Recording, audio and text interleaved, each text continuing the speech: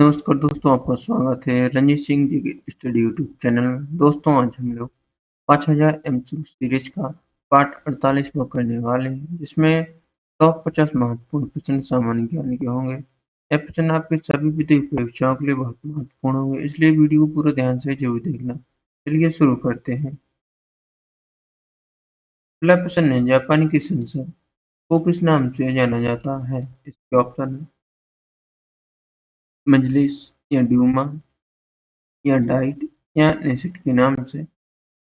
का सही जवाब होगा ऑप्शन सी, डाइट के नाम से जापान की संसद को जाना जाता है। अगला प्रश्न देखते हैं।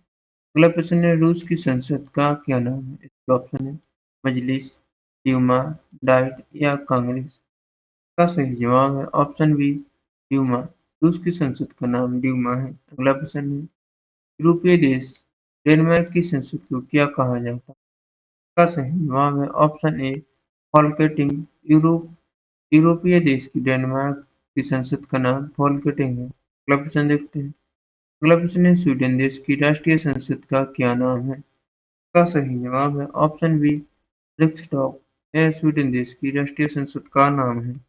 अगला प्रश्न है, जर्मनी की संसद को किस नाम से जाना जाता है? इसका सही जवाब है ऑप्शन ए, बुड बुंडस्टैग के नाम से जर्मनी की संसद को जाना जाता है। अगला प्रश्न है, मालदीव और ईरान इन दोनों देशों की संसद को क्या कहा जाता है? ऑप्शन है खुरल, पीपल्स असेंबली या मजलिस या नेसेट। का सही जवाब होगा ऑप्शन सी, मजलिस। अगला प्रश्न देखते हैं। अगला प्रश्न है, पोलैंड की राष्ट्रीय संसद का क्या नाम है? ऑप्शन है सेजम, खुरल, डीमा या डाइट। का सही जवाब है ऑप्शन का सही जवाब होगा ऑप्शन ए, सेजम। पोलैंड की राष्ट्रीय संसद का नाम है।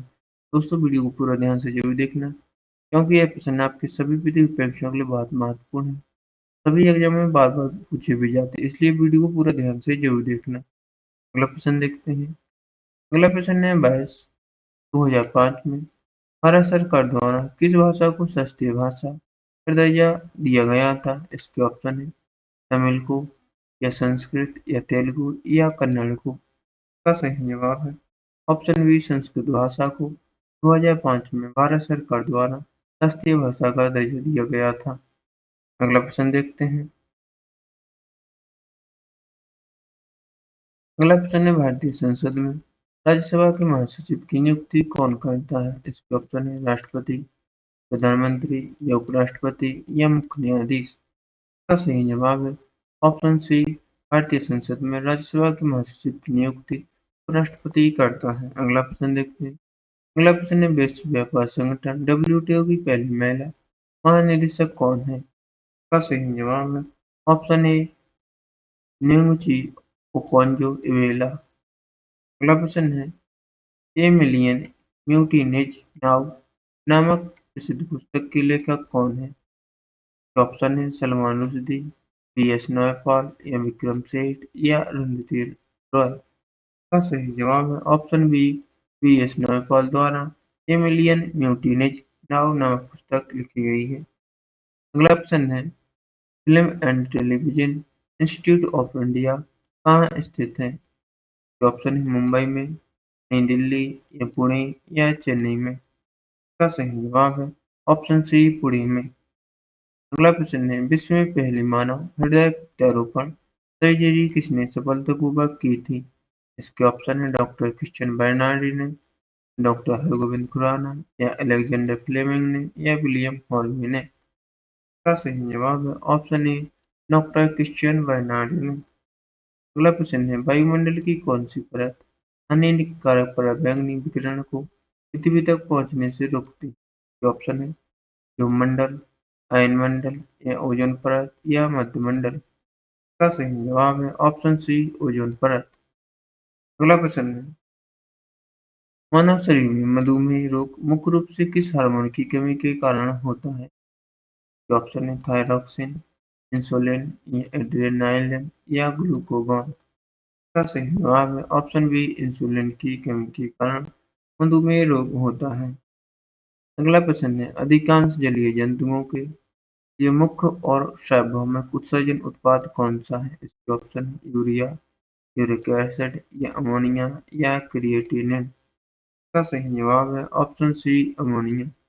अगला प्रश्न देखते हैं। अगला प्रश्न है रसायन विज्ञान में न्यूलैंड का अष्टक नियम किस तत्व तक ही ठीक से लागू होता है? तो ऑप्शन है ऑक्सीजन, कैल्शियम, आयरन या कार्बन। इसका सही जवाब है ऑप्शन बी कैल्शियम।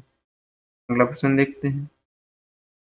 अगला प्रश्न है रात के समय पेड़ पौधे मुख्य रूप से कौन सी गैस छोड़ते हैं? तो ऑप्शन है ऑक्सीजन, नाइट्रोजन या कार्बन डाइऑक्साइड या मीथेन। इसका सही जवाब है ऑप्शन सी कार्बन डाइऑक्साइड रात के समय पेड़ पौधे छोड़ते हैं। अगला प्रश्न है क्या भौतिक विज्ञान में ऐसी कोई भौतिक राशि है जिसकी इकाई होती है लेकिन वह पूरी तरह से आयामहीन होती है? इसका सही जवाब है ऑप्शन सी हाँ कौन। अगला प्रश्न है भौतिक विज्ञान में किन दो राशियों का विमीय सूत्र बिल्कुल समान होता है?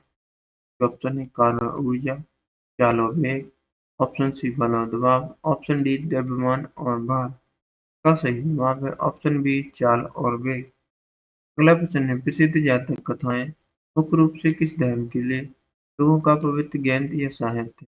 ऑप्शन है हिंदू धर्म, जैन धर्म या बौद्ध धर्म या सिख धर्म। का सही जवाब है ऑप्शन सी बौद्ध धर्म। अगला प्रश्न है जैन धर्म के तीसरे तीर्थंकर कौन थे? इसके ऑप्शन है ऋषभनाथ या अजितनाथ या शंभुनाथ या नेमिनाथ। का सही जवाब है ऑप्शन सी शंभुनाथ। जैन धर्म के तीसरे तीर्थंकर थे। अगला प्रश्न है गुप्त काल के दौरान सोने के सिक्कों को आधिकारिक रूप से किस नाम से जाना जाता था? ऑप्शन है रूपक, टंक या दीनार या पण के नाम से। इसका सही जवाब है ऑप्शन सी दीनार के नाम से। अगला प्रश्न है खजुराहो में स्थित विश्व प्रसिद्ध कनरिया महादेव मंदिर का निर्माण किस चंदेल शासक द्वारा करवाया गया था? इसके ऑप्शन है विद्याधर, जंगदेव, विजयपाल या जयवर्मन द्वारा। इसका सही जवाब है ऑप्शन बी जंगदेव द्वारा। अगला प्रश्न है सत्य की खोज में गौतम बुद्ध सिद्धांत द्वारा अपना घर परिवार छोड़ने की घटना को बौद्ध ग्रंथों में क्या कहा गया है? इसके ऑप्शन है धर्मचक्र प्रवर्तन या महावीर निष्क्रमण या निर्वाण या परिनिर्वाण। का सही जवाब है ऑप्शन बी महावीर निष्क्रमण। ऑप्शन बी का सही जवाब है। अगला प्रश्न है दोस्तों वीडियो पसंद आ रहा हो तो वीडियो को लाइक करें और चैनल को सब्सक्राइब करें जिससे आपको डेली ही ऐसे इम्पोर्टेंट वीडियो देखने को मिलेंगे। अगला प्रश्न है ऋग्वेदिक काल में अरण्या ने किसकी प्रमुख देवी मानी जाती थी? तो ऑप्शन है वन या जल की या अग्नि की या वायु की। इसका सही जवाब है ऑप्शन ए वन की। अगला प्रश्न देखते हैं। अगला प्रश्न है भारत में स्थानक वासी संप्रदाय का संबंध मुख्य रूप से किस धर्म से है? इसके ऑप्शन है बौद्ध धर्म, जैन धर्म या शैव धर्म या वैष्णव धर्म से। इसका सही जवाब होगा ऑप्शन बी जैन धर्म से। अगला प्रश्न देखते हैं। अगला प्रश्न है राजा हर्षवर्धन ने भद्र विहार नामक एक विशाल ज्ञान का केंद्र कहाँ स्थापित किया था? तो ऑप्शन है कन्नौज, थानेश्वर, पाटलिपुत्र या राजगृह में। इसका सही जवाब है ऑप्शन ए कन्नौज में। अगला प्रश्न है 7वीं शताब्दी के प्रारंभ में थानेश्वर और कन्नौज के सिंहासन पर कौन बैठा था? इसके ऑप्शन है चंद्रगुप्त विक्रमादित्य या हर्षवर्धन, अशोक या समुद्रगुप्त। का सही जवाब है ऑप्शन बी हर्षवर्धन। अगला प्रश्न है किस महान गुप्त शासक ने घोड़ों के खतरनाक आक्रमण को सफलतापूर्वक विफल या निरस्त किया था? इसके ऑप्शन है कुमारगुप्त ने या चंद्रगुप्त द्वितीय ने या स्कंदगुप्त या श्रीगुप्त ने। इसका सही जवाब है ऑप्शन सी स्कंदगुप्त ने। अगला प्रश्न देखते हैं। अगला प्रश्न है प्रसिद्ध बौद्ध ग्रंथ मध्यम निकाय मूल रूप से किस प्राचीन भाषा में लिखा गया है? ऑप्शन है प्राकृतिक, संस्कृत, पाली या ब्राह्मी। इसका सही जवाब है ऑप्शन सी पाली में। अगला प्रश्न है विश्व की 38वीं समांतर रेखा किन दो देशों के बीच की भौगोलिक सीमा निर्धारित करती है? का सही जवाब है ऑप्शन बी उत्तर कोरिया और दक्षिण कोरिया के बीच। अगला प्रश्न है प्रथम विश्व युद्ध के बाद बनी मैगिनोट रेखा किन दो देशों के बीच की अंतर्राष्ट्रीय सीमा है? ऑप्शन है फ्रांस और जर्मनी, अमेरिका और कनाडा, भारत और चीन या रूस और फिनलैंड। का सही जवाब है ऑप्शन ए फ्रांस और जर्मनी। अगला प्रश्न देखते हैं। अगला प्रश्न है हजारों झीलों की उपस्थिति के कारण किस यूरोपीय देश को झीलों का बगीचा कहा जाता है? ऑप्शन है पोलैंड को या स्विट्जरलैंड, फिनलैंड या नॉर्वे का सही जवाब है ऑप्शन सी फिनलैंड को। अगला प्रश्न है जलवायु विज्ञान में एल नीनो दक्षिणी दोलन का चक्र आमतौर पर कितने वर्षों के अंतराल में बदलता है? इसके ऑप्शन है 102 वर्ष, 2 से 7 वर्ष, 10 से 12 वर्ष या 15 से 20 वर्ष। का सही जवाब है ऑप्शन बी 2 से 7 वर्ष। अगला प्रश्न है उष्णकटिबंधीय मौसम का प्रमुख कारक मेंडेल जूलियन ऑसिलेशन चक्र कितने दिनों में दोहराया जाता है? का सही जवाब है ऑप्शन बी 30 से 60 दिन। अगला प्रश्न है जहाजों और विमानों के गायब होने के लिए कुख्यात द बर्मुडा ट्रायंगल किस महासागर में स्थित है? इसके ऑप्शन है शांत महासागर, उत्तरी अटलांटिक महासागर या हिंद महासागर या आर्कटिक महासागर। इसका सही जवाब है ऑप्शन बी उत्तरी अटलांटिक महासागर। अगला प्रश्न है भारत की गोल्डन क्वाड्रिलेटरल स्वीडन चतुर्भुज राजमार्ग अवसंरचना परियोजना पर निम्नलिखित में से कौन सा शहर स्थित नहीं है? ऑप्शन है चेन्नई, हैदराबाद, विशाखापत्तनम या भुवनेश्वर। का सही जवाब है ऑप्शन बी हैदराबाद। अगला प्रश्न देखते हैं। अगला प्रश्न है ऐतिहासिक ग्रैंड ट्रंक रोड भारत के किन दो प्रमुख शहरों को जोड़ती है? ऑप्शन है दिल्ली और चेन्नई, कोलकाता मुंबई या कोलकाता और अमृतसर या ऑप्शन डी तिरुपति और लुधियाना। का सही जवाब है ऑप्शन सी कोलकाता और अमृतसर। अगला प्रश्न है काकरा पार सिंचाई परियोजना भारत के किस राज्य में स्थित है? ऑप्शन है महाराष्ट्र, पंजाब, गुजरात या कर्नाटक में। का सही जवाब है ऑप्शन सी गुजरात में। अगला प्रश्न देखते हैं। अगला प्रश्न है दंडकारण्य परियोजना में मुख्य रूप से कौन से राज्य शामिल हैं? तो इसका सही जवाब होगा ऑप्शन सी उड़ीसा, मध्य प्रदेश और आंध्र प्रदेश। यह दंडकारण्य परियोजना में मुख्य रूप से शामिल है। अगला प्रश्न है भारत के किस क्षेत्र को कृषि उत्पादन में भारत का चावल का कटोरा के रूप में जाना जाता है? ऑप्शन है इंडो गंगा का मैदान, ना गोदावरी डेल्टा क्षेत्र या उत्तर पूर्वी क्षेत्र या केरल और तमिलनाडु। का सही जवाब है option B Krishna Godavari delta क्षेत्र। अगला प्रश्न है भारत में लिग्नाइट कोयले का सबसे बड़ा और आर्थिक रूप से दोहन योग्य भंडार कहाँ पाया जाता है? ऑप्शन है हरिया या रानीगंज, नवेली या तालचेर में। का सही जवाब है ऑप्शन सी नवेली में। अगला प्रश्न देखते हैं। अगला प्रश्न है राजस्थान स्थित जावर की खदानें मुख्य रूप से किस खनिज के खनन के लिए जानी जाती हैं?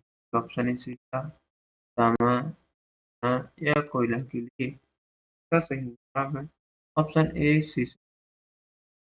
अगला प्रश्न है भारत के किस भौगोलिक क्षेत्र में चाय और कॉफी दोनों की खेती की छायांकित में की जाती है? ऑप्शन है उत्तर पूर्व या उत्तर पश्चिम में, दक्षिण पश्चिम या दक्षिण पूर्व में। का सही जवाब है ऑप्शन सी दक्षिण पश्चिम में। चाय और कॉफी दोनों की खेती अतिआच्छादित रूप से की जाती है। अगला प्रश्न मयूराक्षी जलविद्युत व सिंचाई परियोजना मुख्य रूप से किस राज्य सरकार का उपक्रम है? ऑप्शन है महाराष्ट्र, पश्चिम बंगाल, आंध्र प्रदेश या उत्तर प्रदेश। का सही जवाब है ऑप्शन बी पश्चिम बंगाल। अगला प्रश्न है, भारत की प्रसिद्ध गौड़ा जनजाति मुख्य रूप से किस क्षेत्र में निवास करती है? ऑप्शन है सिक्किम, नीलगिरी या राजस्थान में। इसका सही जवाब है ऑप्शन सी, नीलगिरी में।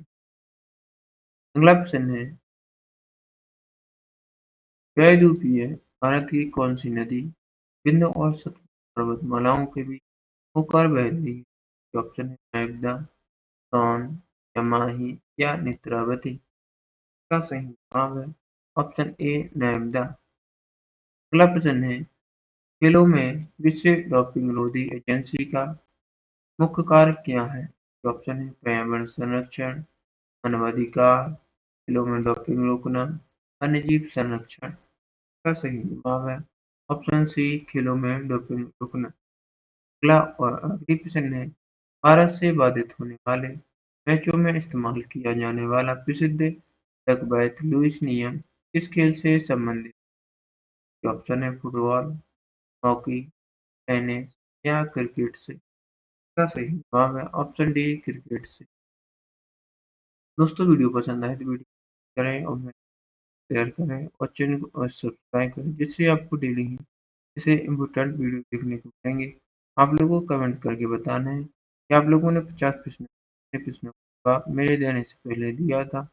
आप लोग अगले पार्ट को जरूर देखिएगा और आप लोगों ने पिछले पार्टों को नहीं देखा तो वो भी जरूर देखना, क्योंकि आपके सभी प्रतियोगी परीक्षाओं के लिए बहुत महत्वपूर्ण है। मिलते हैं अगले पार्ट में। वीडियो देखने के लिए धन्यवाद।